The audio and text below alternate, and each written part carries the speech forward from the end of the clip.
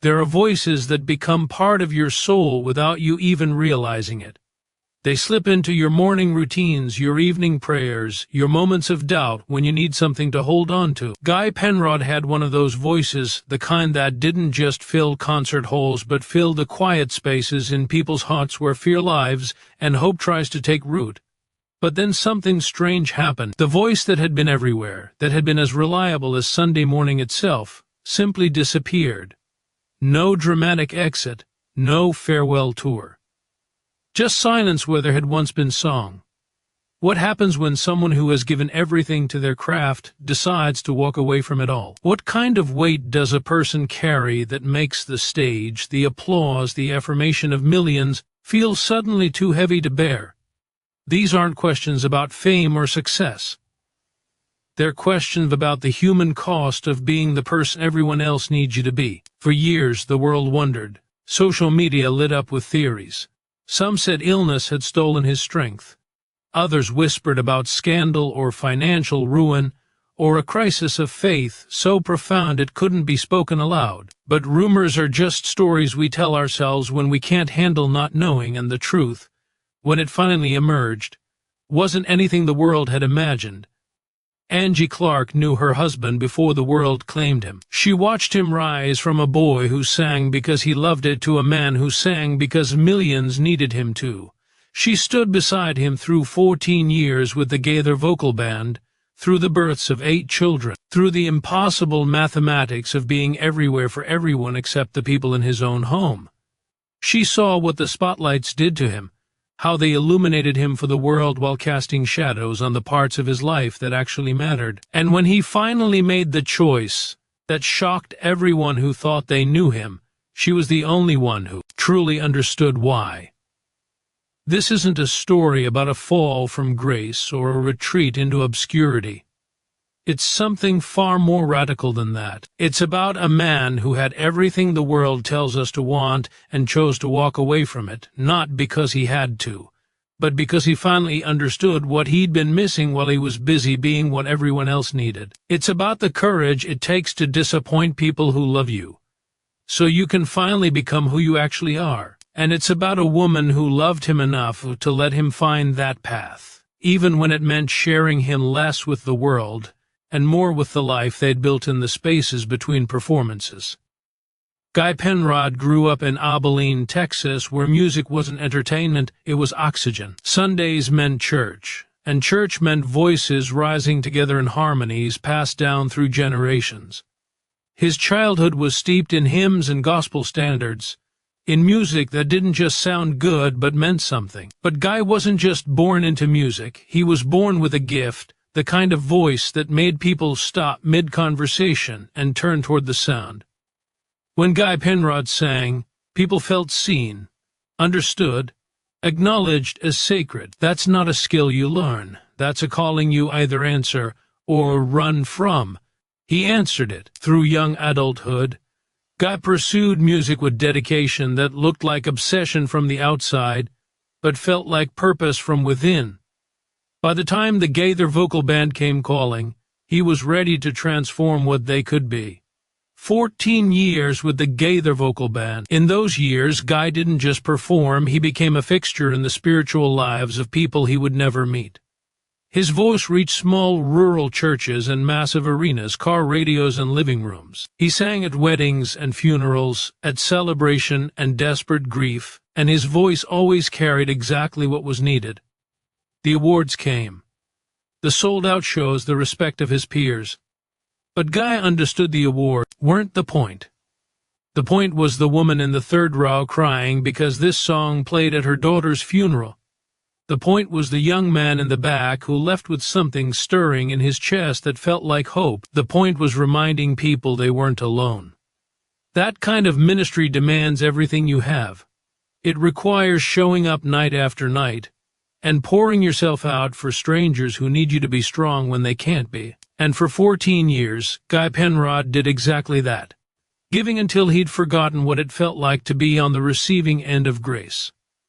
While the world saw the performer, Angie Clark saw the man. They married in the mid-1980s and built a family together, 8 children, 7 boys, and 1 daughter. Their home became controlled chaos, beautiful mess, while one parent was frequently absent, and the other held everything together through sheer will and faith. The touring schedule was relentless. Weekends meant concerts, which meant Guy was gone when most families create their memories. Birthdays got missed. School plays happened without him. Angie became expert at being both parents, at keeping the household running so that when Guy came home, he could step into something stable even if his own life was spinning too fast. She didn't do it with bitterness. Angie believed in what Guy was doing and the ministry his music represented. She saw the letters from people whose faith had been restored, stories of healing and hope. She understood it mattered, that it was bigger than one family's needs. That takes a kind of strength that never gets applause, but without it, none of the public success would have been possible. Guy carried his own weight, invisible to everyone who only saw him on stage. He loved performing, but he felt the growing distance from the life he'd built at home. He started noticing what he was missing in painful details. His children's voices changing. Inside jokes he didn't understand. The way his youngest would be shy around him after he'd been gone, needing time to remember this man was daddy. The guilt was constant.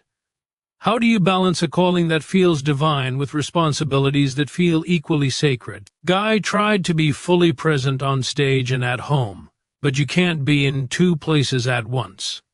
Something always gives, and usually it's the people who love you enough to pretend they don't mind being second. He worked harder, trying to compress family time between tours, trying to be super dad when he was home. But kids don't need concentrated bursts of attention. They need boring consistency of daily presence, the security of knowing when they reach out, you'll be there. Guy knew he wasn't providing that. The pressure built slowly, invisible until it wasn't. Guy kept performing, but inside something was shifting. He felt like he was living someone else's life. The songs that had felt like authentic expressions of faith started feeling like obligations. He was burning out in the quieter way that happens when you've been running on empty so long you've forgotten what full feels like. Then Guy Penrod began to disappear from public view. It wasn't a single decision or dramatic announcement. It was small choices. Declining this tour, turning down that opportunity, staying home more often. As months stretched toward years, the absence became impossible to ignore. The question started immediately. Where was Guy Penrod? Why wasn't he performing? The internet became a breeding ground for speculation. Some thought he must be seriously ill. Others suspected financial problems. A few whispered about marital problems or scandal. The rumors fed on themselves, and with each passing month the mystery deepened. For fans, the absence felt personal. These were people for whom Guy's music had been a spiritual lifeline. To lose that connection without explanation felt like betrayal, not because Guy owed them anything, but because the bond his music created had felt so real that its sudden severance left a wound. They wanted to know he was okay. The silence stretched on for years. But the truth didn't arrive as headlines or press releases. It came quietly from the one person who had witnessed every moment of Guy's journey. Angie Clark decided it was time to speak, not for attention, but because the people who loved his music deserved to know the man behind the voice was okay, that his absence wasn't tragedy but choice. When Angie finally broke her silence, her words carried the weight of someone who had lived every moment of the story. She wasn't defensive or apologetic. She was simply honest. Guy wasn't sick. There was no illness, no bankruptcy, no scandal. The truth was simpler and more profound. Guy Penrod had made a choice, a deliberate decision to step away from public performance and reclaim the life that had been slipping away while he was busy being everyone else's source of inspiration. Angie explained it gently but unflinchingly. The touring had taken a toll invisible from the outside. Guy wasn't exhausted in a way a vacation could fix. He was depleted in his soul, worn down by years of giving everything to audiences, while his family got whatever was left over. The joy in performing had become obligation. The connection with audiences started feeling like transaction. So he stopped. As Guy pulled back from public life, he rediscovered himself. Mornings became unhurried, filled with coffee and conversations that didn't end. because a tour bus was leaving. He reconnected with his children through boring, beautiful consistency of daily presence. He was there for homework and bedtime stories, for teenage drama and dinner debates. The songs didn't stop. Music was too deeply woven into Guy's identity. But the nature changed. Instead of performing for others, he began writing and singing for himself, for God, for the joy of creating without thought of reception or sales. These were songs born from authenticity rather than obligation. Guy also began mentoring younger artists, sharing not just techniques but wisdom from decades in the industry. He talked honestly about the cost of fame, about protecting your personal life, about knowing when to say no. He became the mentor he wished he'd had. Angie watched her husband come back to life. The tension in his shoulders eased. The distraction in his eyes faded. He laughed more easily, engaged more deeply, showed up more fully. The family flourished in his presence. The children got to know their father in new ways, seeing his humor, wisdom, vulnerability. The home became truly theirs together. For fans, Angie's explanation offered unexpected inspiration. Here was a man who had achieved everything the world tells us to want, and chose to walk away, because he understood none of it mattered as much as the people at his dinner table. He redefined success on his own terms, measuring it not by applause, but by presence, by relationship, by depth of connection. The lesson in Guy's choice resonates beyond gospel music. We live in a culture that glorifies busyness, treats exhaustion as a badge of honor. We're taught to sacrifice ourselves for careers, to prioritize achievement over fulfillment. But Guy Penrod said no to all that. He chose rest over hustle, presence over achievement, being over doing. His journey teaches that it's okay to disappoint people if meeting their expectations means betraying yourself. The people who truly love you don't love you for what you do. They'd rather have less of your success and more of your presence. Stepping back isn't failure. It's sometimes the bravest thing you can do. Guy's story challenges how we think about legacy. We measure in public ways, awards, records, audiences, but profound impact often happens in private, in showing up for people who know you best, in mentoring conversations that never make headlines. Even now, years after stepping back, Guy Penrod's influence continues. His recordings still play in churches, homes, providing comfort, reminding people faith can be expressed through beauty. Young gospel singers study his technique, and increasingly his choices, his courage to step back, his insistence on protecting what matters most. Fans who once filled arenas have made peace with the fact those days are over. Many, after hearing Angie's explanation, found a different appreciation for the man behind the music. They see the faith he sang about wasn't just lyrics, it was the foundation of choices that cost him something, that required trust in life beyond the spotlight. His decision to step back became its own ministry, offering hope to everyone trapped by expectations. Guy and Angie's life now unfolds far from public view. Grandchildren to spoil, gardens to tend, meals and prayers to share. Guy still sings in the shower or yard, spontaneous outpourings of a heart finally at rest.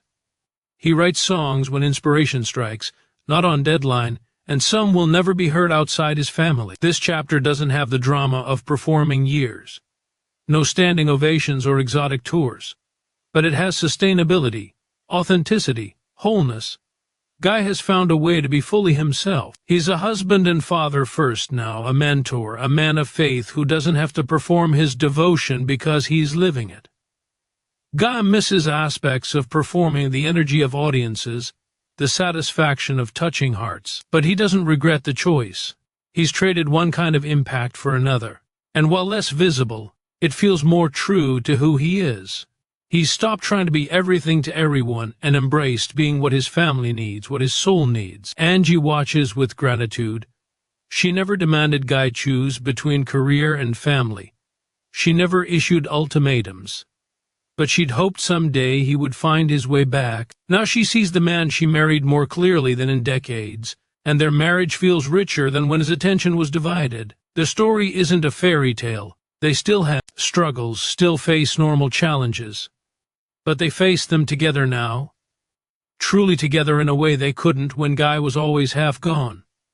They've built a partnership based on mutual presence, shared values, and the daily choice to show up for each other. For anyone watching Guy's journey, the message is challenging and liberating.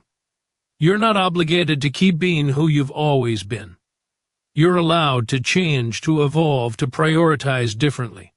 The people who love you for the right reasons will understand. Success is not a fixed destination, but a moving target you define for yourself. Guy Penrod's voice may no longer fill concert halls, but it still speaks through the choice he made, through the courage he showed walking away from everything the world told him to want. It speaks in the quiet testimony of a life reclaimed, a family restored, a soul refilled. Maybe that's the most powerful performance, not the one earning applause from thousands, but the one bringing peace to the people who matter most. The legacy Guy Penrod builds now won't be measured in platinum records or sold-out venues.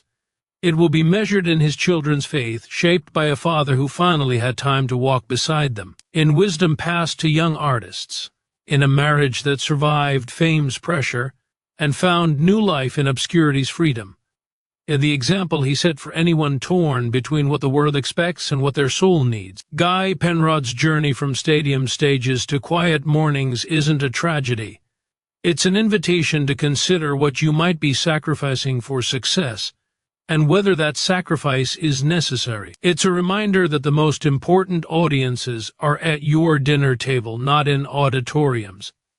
It's proof there is life after fame, meaning after achievement, purpose beyond performance. The world may have lost Guy Penrod the performer, but the people who matter most gained back someone they'd been missing. In that deliberate choice to value presence over performance, Guy found what he'd been searching for through years of singing about faith and hope and grace. He found peace, wholeness, home, and the quiet joy of a life lived not for the applause of strangers, but for the love of those who knew him best. That's not an ending.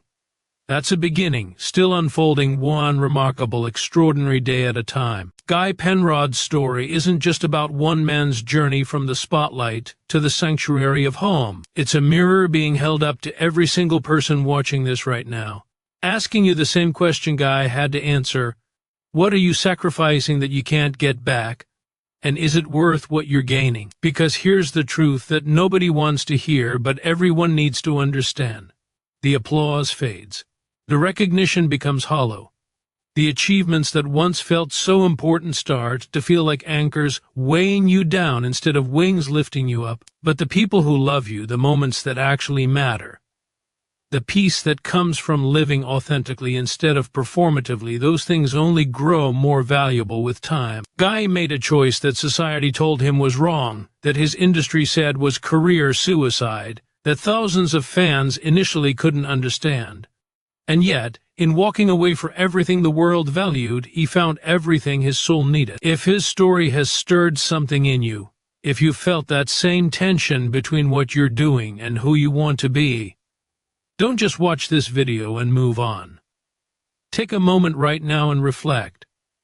What would your life look like if you had the courage to choose presence over performance? Share your thoughts in the comments below, because your story matters just as much as Guy's, and someone out there needs to hear it. If you found value in this message, if it challenged you, or inspired you, or made you see your own life differently, hit that like button and subscribe so you never miss these stories of faith, courage, and radical authenticity. And share this with someone who needs permission to choose differently, to step back, to prioritize what actually matters. Because the world needs more people brave enough to sing a different song, even if it's quieter, even if fewer people hear it, as long as it's true. Think about the last time you were truly present with the people you love, not physically there while your mind was somewhere else, not checking your phone while pretending to listen, but actually fully present. How long ago was that? For some of you, it might have been weeks, for others months or even years. That's not a judgment, that's just the reality of the world we've built, where being busy is a status symbol and rest is seen as laziness. But Guy Penrod's choice challenges that entire narrative. He's living proof that you can step off the treadmill and discover that life doesn't fall apart. It actually comes together in ways you never imagined. The question is, are you willing to risk what you have for what you could have? Are you brave enough to disappoint some people so you can finally show up fully for the ones who matter most? This isn't about quitting your job or abandoning your responsibilities. It's about examining what you're chasing and asking yourself if it's bringing you closer to the life you actually want or just keeping you too distracted to notice how far you've drifted from it. Guy's story gives you permission to make a different choice. Not tomorrow, not someday when things slow down, but right now, today, in this moment. Before you click away from this video, I want you to do something. Write down one thing you're going to change this week, one conversation you're going to have, one boundary you're going to set, one moment you're going to protect. Share it in the comments to make it real, to create accountability, to inspire someone else who's watching and thinking they're alone in this struggle. You're not alone. Guy wasn't alone. Angie stood beside him. And this community, everyone watching this right now, we're all in this together, trying to figure out how to live lives that matter, not just lives that look impressive from the outside. So subscribe, turn on notifications, and let's continue this conversation. Because stories like Guy's don't just entertain us, they transform us, if we're willing to let them.